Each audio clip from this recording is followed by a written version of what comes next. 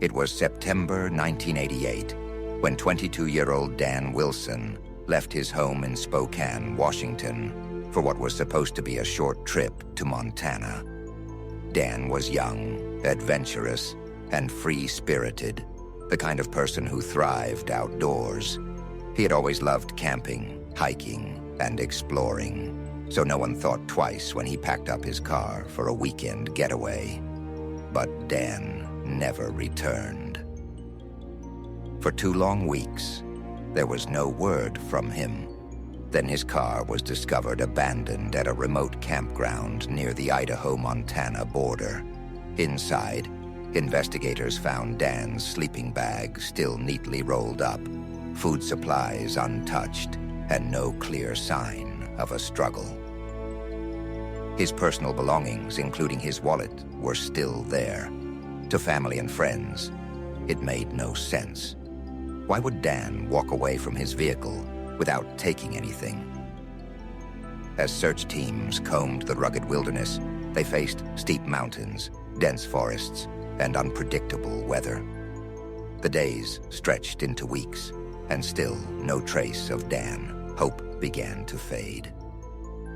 Finally, 3 weeks after he vanished, a hiker stumbled across human remains in the woods. It was Dan. But the discovery only deepened the mystery. His body was found just a few hundred yards from where his car had been parked, hidden in thick brush. There were no obvious injuries, no gunshot wounds, no broken bones, no signs of an attack. His death certificate simply listed, cause unknown.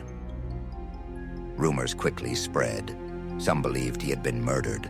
Others suggested he had gotten lost or injured and died of exposure.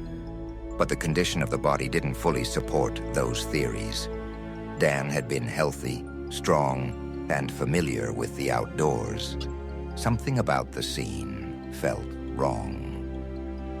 Investigators looked deeper, and over time, a startling theory emerged, one that pointed not to violence, but to poison. Tests revealed the likely culprit was carbon monoxide poisoning. Dan's car had been parked in an area where campers often built makeshift shelters to stay warm. If he had tried to sleep in the car with it running, or had rigged up some kind of heating system, the buildup of toxic fumes could have overwhelmed him silently. But here's the strange part. If that was the case, how did his body end up so far from the car? Did he stumble out disoriented, collapse in the woods, and never make it back? Or was someone else involved who moved him there afterward? For Dan's family, the lack of answers was heartbreaking. They lost a son, a brother, and a friend, and were left only with speculation. In the years since, people still debate what really happened that September.